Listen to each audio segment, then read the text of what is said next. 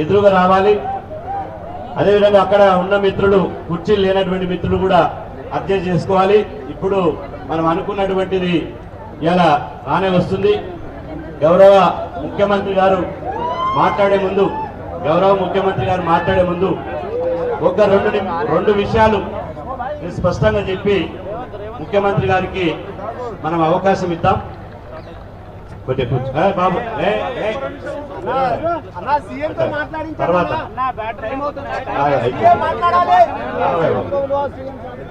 ఈరోజు ఆగవయ్య మేము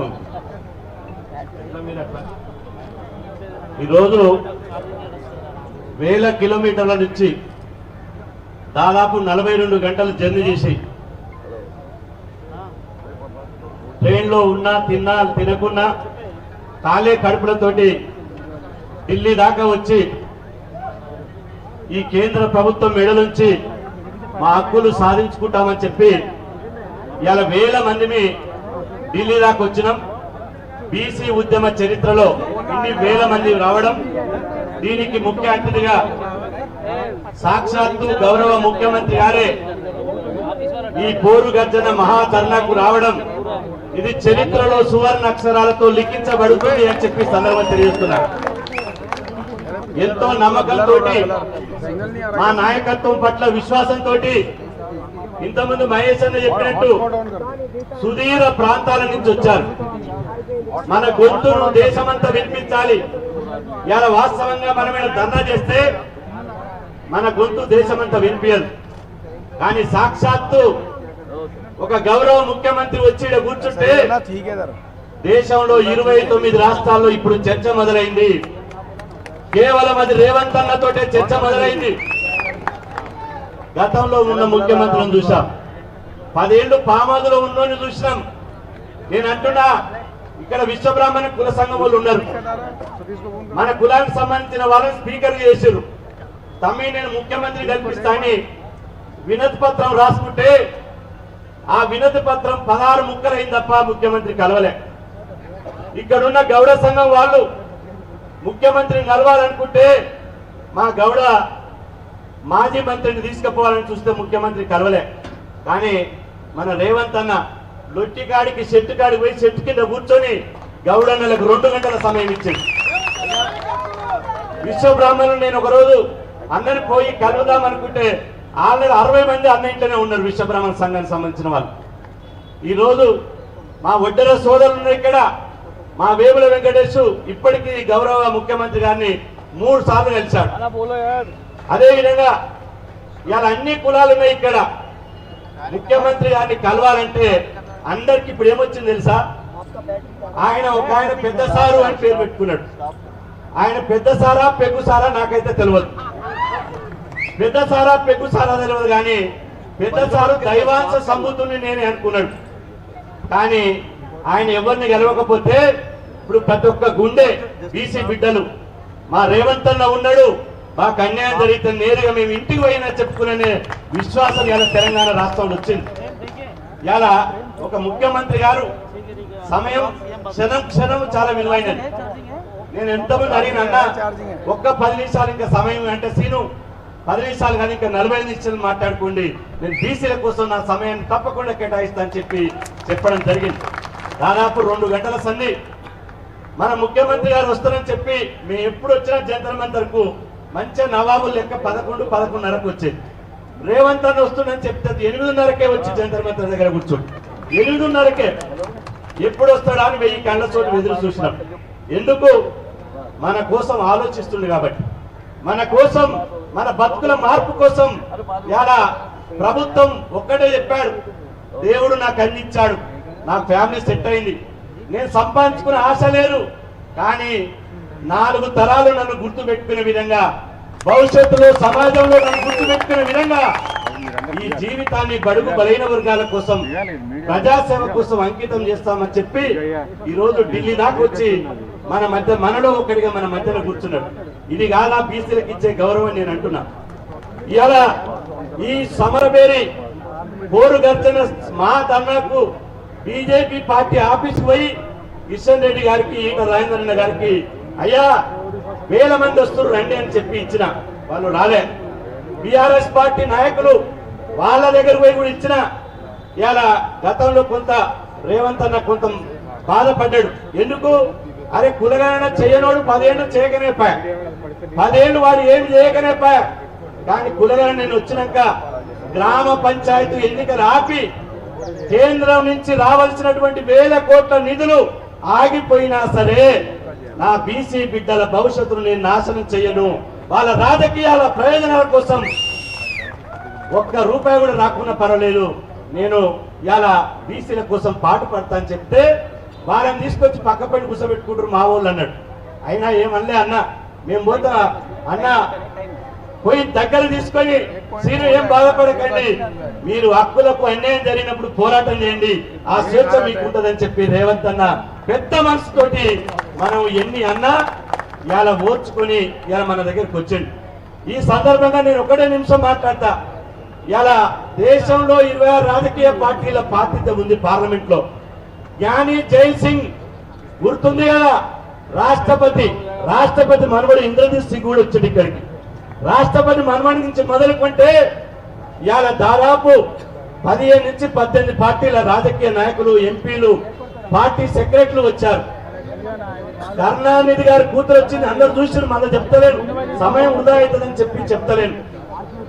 అదే శరద్ పవార్ కూతురు వచ్చింది, పంజాబ్కి వెళ్ళి వచ్చారు, కర్ణాటక వెళ్ళి వచ్చారు. ఇవాళ దేశంలో దాదాపు 18 రాష్ట్రాలకు వెళ్ళి వచ్చారు. ఇవాళ ఒక్కటి మాత్రం నిజం, మన రాహుల్ గాంధీ గారు ప్రధానమంత్రి నరేంద్ర మోడీ గారిని విమర్శించినప్పుడు ఆయన అనే ఒకే ఒక పదం ఏంది, నేను బీసీని, నేను సూటు బూట వేసుకుంటే ఓరుస్తలేరు అన్నాడు. అంటే ప్రతిపక్షాలు విమర్శించినప్పుడు మాత్రం ప్రధానమంత్రి బీసీ కార్డు వాడుకుంటాడు.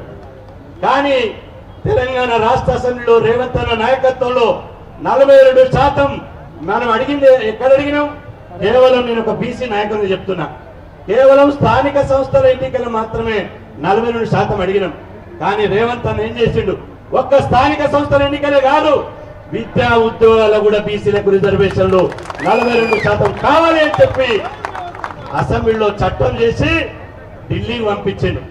కానీ బీసీ ప్రధానమంత్రి అని చెప్పుకుంటున్న ఆయన ఇంతవరకు రేపు 4వ తారీఖు నాడు పార్లమెంట్ ముగుస్తుంది, కానీ ఇంతవరకు ఆ బిల్లు మీద మాట్లాడడం లేదు. పైగా అమిత్ షా గారు బీజేపీ ఎంపీల మీటింగ్ పెట్టి ఒక మాట చెప్పిండు, నేను చివరిగా చెప్తున్నా. ఆయన ఏం చెప్పిండంటే, కాంగ్రెస్ ప్రభుత్వం బీసీ జాబితాలో బీసీ రిజర్వేషన్ల బిల్లులో ముస్లింలను కలిపింది కాబట్టి మేము చెయ్యము, పార్లమెంట్ లో ఆమోదించమన్నాడు. ఈ ఢిల్లీ కేంద్రంగా నేను అమిత్ షా గారిని సూటిగా ఒకటే ఒక ప్రశ్న అడుగుతున్నా. ఆయన చెప్పేది ఏంటి? మతం ఆధారంగా రిజర్వేషన్లు పెట్టొద్దు అని. నేను అంటున్నా, ఇక్కడ మన సిక్కు మతస్థులు ఉన్నారు, మన ఎస్సీ సిక్కులు ఉన్నారు, ఎస్టీ సిక్కులు ఉన్నారు, బీసీ సిక్కులు ఉన్నారు.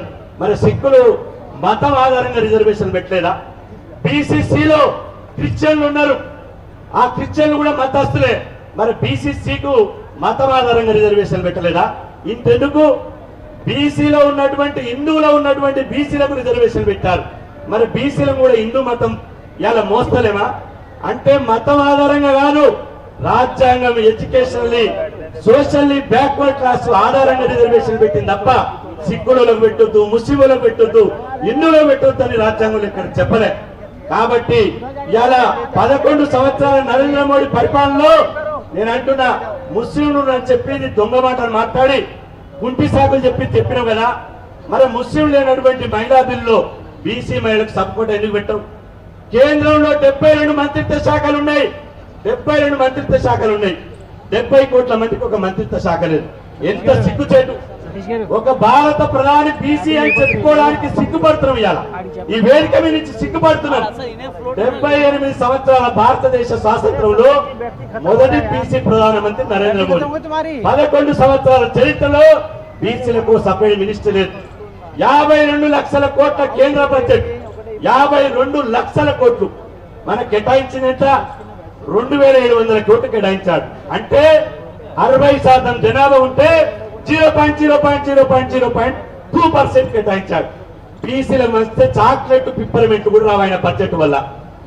నోరు తెచ్చి అఖండ భారత్, స్వర్ణ భారత్ అంటాడు, అంత ఉత్తమాటే. ఇవాళ జనాభా దామాష ప్రకారం రిజర్వేషన్ పెంచాడు. పార్లమెంట్ లో బీసీల గురించి చర్చ లేదు.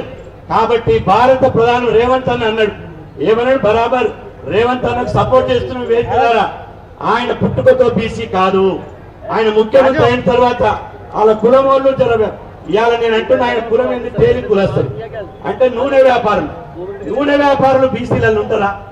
నూనె వ్యాపారులు బీసీలలో ఉంటారా? ఒక్క మాట చెప్పి నేను ముగిస్తా, విలువైన సమయం కాబట్టి.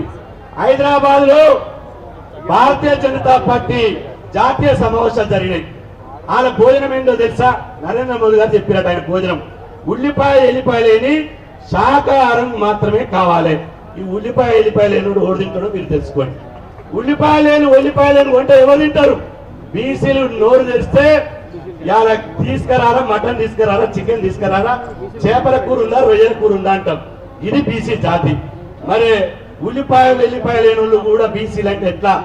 ఇవాళ పేరుకే బీసీ కాదు, ఆచరణలో కూడా నువ్వు బీసీ కాదనేది ఇవాళ 78 సంవత్సరాల భారతదేశంలో పేరిపోయింది. అందుకోసమే ఇవాళ బీజేపీకి హటావో బీసీ రిజర్వేషన్ కు బచావో.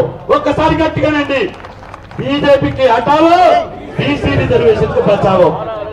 మా గురించి ఆలోచించని వాళ్లకు మనం ఎందుకు ఓట్లేయాలి? అవునా కాదా? బీజేపీ ఓట్లేదామా?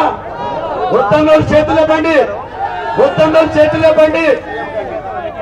మా గురించి ఆలోచించనోనికి నీకెందుకు ఓటేయాలి? మా గురించి ఆలోచించనోనికి నీ జెండా ఎందుకు వేయాలి? బీజేపీ పార్టీ సభ్యత్వం ఎందుకు తీసుకోవాలి? ఇవాళ మిమ్మల్ని మండల్ కమిషన్ ఉద్యమం నుంచి ఇప్పటి వరకు బీసీ వ్యతిరేక చర్యలకు పాల్పడుతున్నారు.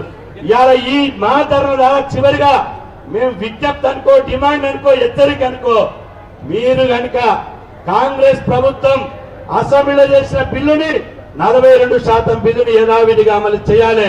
చేయకపోతే దేశంలో భారతీయ జనతా పార్టీకి ఈ దేశంలో ఈ 2023లో జరిగే ఎన్నికలే చివరి ఎన్నికలు కాబోతున్నాయి బిడ్డ అని చెప్పి మనం అందరం గట్టిగా చెప్పడం ద్వారా హెచ్చరిస్తున్నాం. చివరిగా చెప్పేది ఏంటంటే జాతి జనగణనలో బీసీ కులగణన కావాలని చెప్పినాం. రేవంత్ అన్న కులగణన చేసిండు. బీజేపీలు ఏమంటారు తెలుసా? కులగణన చేయాలంటే దేశ సమగ్రత దెబ్బతింటది అన్నది. మరి తెలంగాణ సమగ్రత దెబ్బతిన్నదా? తెలంగాణలో అన్యాయం జరిగిందా? ఇది ఉట్టి మాట. ఎస్సీ ఎస్టీలకు చేశారు, మైనార్టీలకు చేశారు, మహిళలకు చేశారు, అందరికీ చేస్తే దేశ సమగ్రత దెబ్బతింది. బీసీలకు చేస్తే దేశ సమగ్రత ఎట్లా దెబ్బతింటుందో ఒకసారి ఆలోచన చేయాలి. అందుకనే పీడికిని బిగించి ఒక్కసారి ఖబర్దార్ బీసీ వ్యతిరేకులారని గట్టిగా స్లోగన్ చేయాలి. ఖబర్దార్ బీసీ వ్యతిరేకులారా, పిడికిలు ఉన్నోళ్ళందరూ ఖబర్దార్ బీసీ వ్యతిరేకులారా, బీజేపీకి హటావో, బీజేపీకి హటావో, బీజేపీకి హటావో. ధన్యవాదాలు. ఇప్పుడు